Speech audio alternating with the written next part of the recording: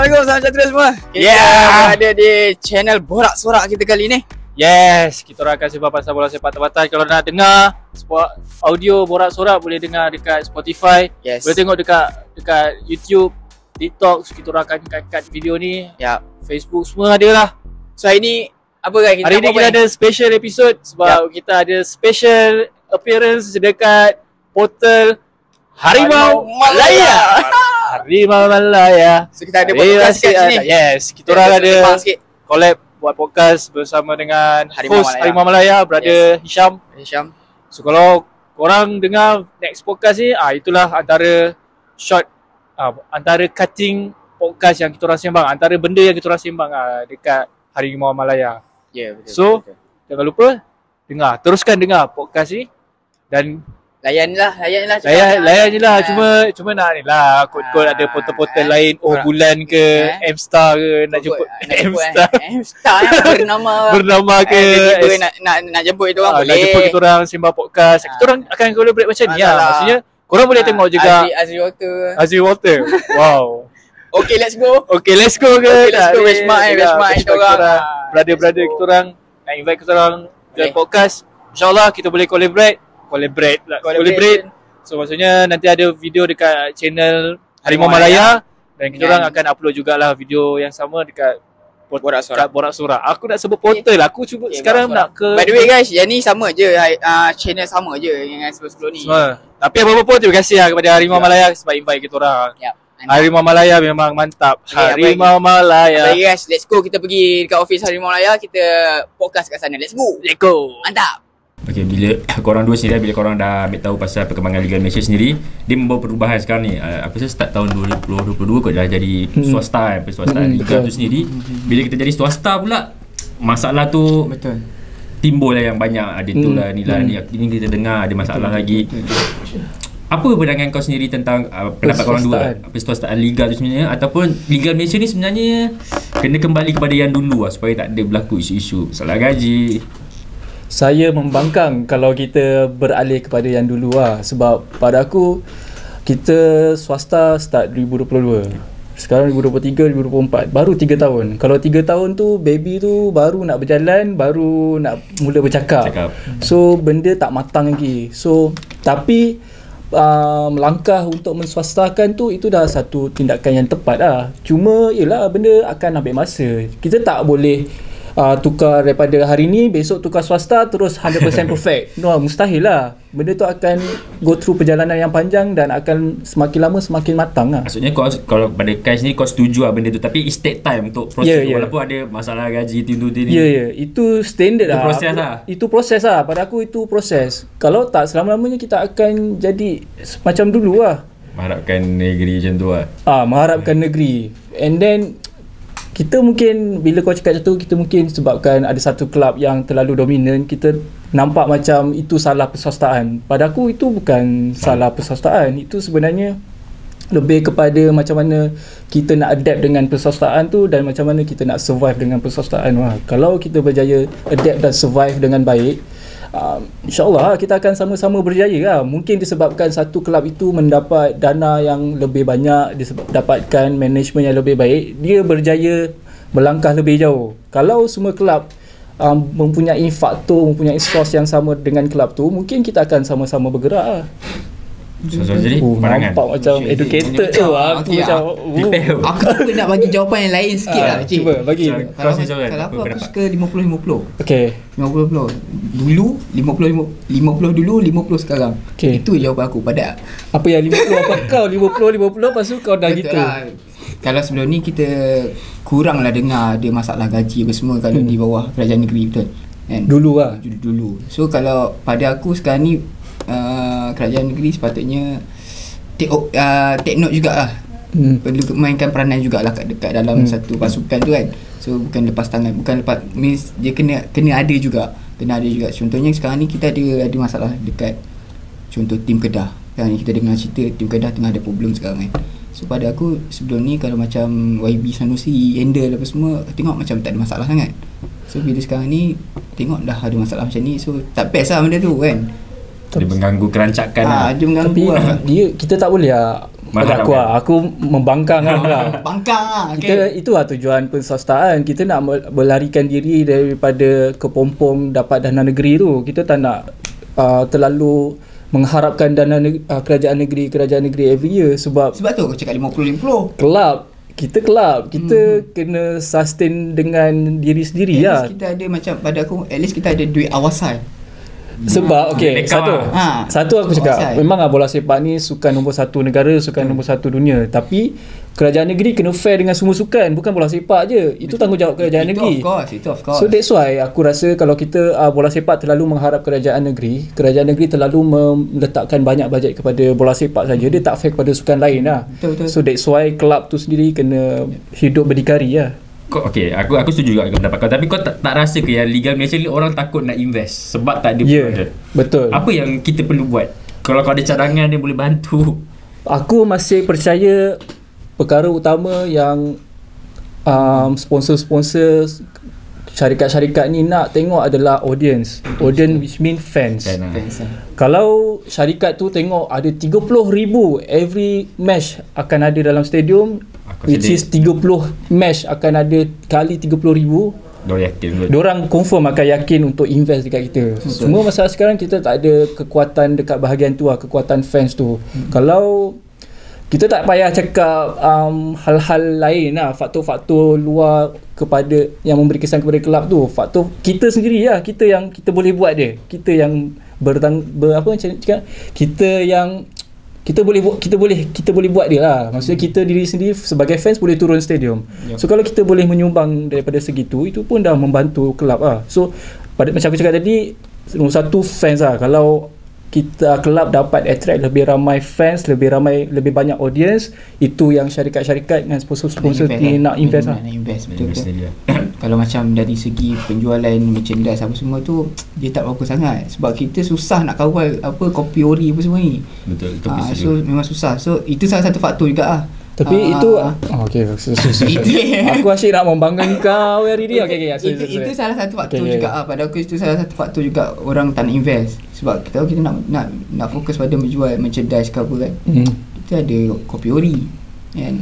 Itu aku rasa sekarang ni kesedaran fans kalau dia akan beri side effect kepada situ lah. Kalau lebih ramai fans, lebih ramai buyer, lebih ramai pembeli merchandise, so itu menjana pendapatan kelab. And then macam kau cakap tadi, kelab ada masalah nak fight dengan kopi ori punya isu. Sekarang ni Perak aku rasa dah buat satu tindakan yang bagus lah, strategi yang bijak lah. Diorang jual harga JC murah tau, RM30. Siapa nak jual kopi ori? Kopi ori nak jual apa? RM10. RM30 kalau fans tak boleh beli, itu problem lah. Main harga lah. So that's why kalau kita macam CEO Perak cakap kalau kita tak boleh fight diorang, kita jadi sebahagian daripada diorang lah. Kita enter to the market lah. Betul juga, aku setuju juga. Itu aku setuju. Apa yang kau tak setuju? Dulu kita bincangkan. Kita balik pada FA ke FC. Tapi kau tak rasa sekarang fan kita dia masih lagi ada mindset kenegerian tu pula. Betul. Macam contoh kalau mungkin macam Kuching City, PDRM, susah nak gain fans. Sebab tu aku cakap kena 50-50 tadi, 50-50. Cuma macam aku cakap tadi, fan sifat kenegerian itu aku setuju, sangat-sangat setuju. Betul. Untuk Malaysia pada aku ke dosa besar bola sepak Malaysia ni bila dosa besar bola sepak Malaysia ni bila kelab-kelab bola sepak ni berunsurkan kenegerian. Sebab kita dah ada bola sepak negeri daripada 100 tahun yang dulu. So 100 tahun kau nak ubah mindset 100 tahun tu dalam perswastaan 2022 setahun je tak boleh. That's why aku cakap perswastaan ni perlukan tempoh masa yang panjang, tempoh masa untuk dia matang. So currently kita go through lah proses-proses tu. So lambat laun dia akan lebih improve lah. Untuk sekarang kita tengok season MFL pun dia dah buat satu format yang baru, bukan format dia panggil, kira format aku ubahkan tarikh 2004-2005 kan, ikut macam Star Euro untuk ACL nanti ke untuk ACL 2 nanti ke kan. Dan kita kat situ juga, bila dulu kita pernah ada import, lepas tu pernah diharamkan import kejap, lepas tu adakan balik, tapi sekarang ni dijadikan sebagai 9 dan dia ubah format untuk tahun depan, tak silap aku 5 terpadang 6 terpadang. So pendapat kau dulu Kai, adakah itu membawa kebaikan ataupun macam mana? Aku yang untuk isu ni aku dilema juga Aku faham keperluan import tu untuk kelab-kelab yang bermain dekat peringkat Asia. Okey, sebab diorang boleh turunkan lebih ramai import lah dekat peringkat Asia. So dia macam disadvantage kepada kelab-kelab yang tak main dekat level Asia. Macam mana nak cakap Tapi aku faham juga masalah kelab-kelab yang tak mampu ni, bila tak mampu nak dapatkan import, and then masalah bila ramai import, local player tak dapat minit permainan. Aku faham isu tu, tapi aku macam cakap aku dilema. Aku nak kata setuju tak tak setuju pun tak, tapi aku boleh cakap kalau nak shopping tu ikut kemampuan lah. Untuk kelab-kelab yang lain untuk kelab-kelab yang lain. Contoh kau sini Syazwan, macam mana, apa pandangan kau lah? Aku risau dari segi player tempatan lah. Hilang bab player tempatan. Bila kita terlampau banyak sangat import, player tempatan susah nak menyelah. Susah nak menyelah. So walaupun menyelah, kadang-kadang pada aku main bola ni bila latihan susah kita nak tengok sebenarnya. Susah nak tengok yang dia tu perform ke tak perform. Tak nak kena ada minit permainan. Bila dibagi peluang minit permainan tu, baru kita dapat tengok yang dia ni boleh konsisten ke tak dia punya game kan. So bila kita ada player import tu susah sikit lah. Tapi ada golongan-golongan yang cakap bila kita ramai tak boleh. Bukan. Okay. Bila ramai player import, kita akan dapat berkongsi ilmu, berkongsi pengalaman. So benda-benda tu lah, dia ada pro and cons lah pada aku. Pro and cons. Cuma tu lah. Sekarang ni bila kau dah ada import yang ramai 6 atas pandang, terlalu 5. Lepas tu sekarang kita dibanjiri pula dengan pemain warisan, dengan pemain naturalisasi. Pandangan kau sendiri, adakah kau setuju ke tak setuju? Kau bagi lah. Aku warisan tu aku okey. Kalau naturalisasi tu aku tak apa setuju sangat kot. Kalau nak ambil yang player yang muda-muda, tapi kalau dia dah main lama dekat Liga Malaysia, kalau dia masih muda and then tengok dari segi dia punya performance tu okey, and then okey je, tak masalah. Tapi kena betul-betul tapis lah. Bila dah lama main dekat Malaysia, tiba-tiba nak ambil kan, tak payah lah kot. So kalau warisan tak ada masalah. Dia pun memang ada DNA Malaysia lah, tak kisah. Tak ada masalah. Kau ambil lah daripada luar negara ke apa, player-player muda daripada luar negara nak main di Malaysia, tak ada masalah. As long as nyanyi negara aku pandai. Nyanyi negara aku pandai, and then dia ada jiwa untuk main dengan Malaysia tu, okey, tak ada masalah. Aku pula player warisan macam Syazwan lah, aku okey lah. Player naturalisasi ni kena filter lagi lah.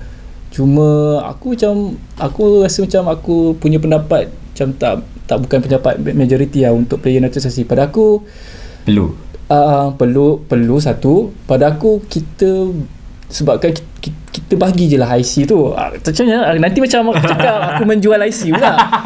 Pada aku jadi aku firmkan dia. Okay. Pada aku bagilah IC kepada siapa-siapa as long as mengikut tata cara JPA, JPN, Jabatan Pendapatan Negara, mengikut tata cara yang sah. Kalau dia layak mengikut documentation semua, dia layak dapat IC, okey, dapatlah.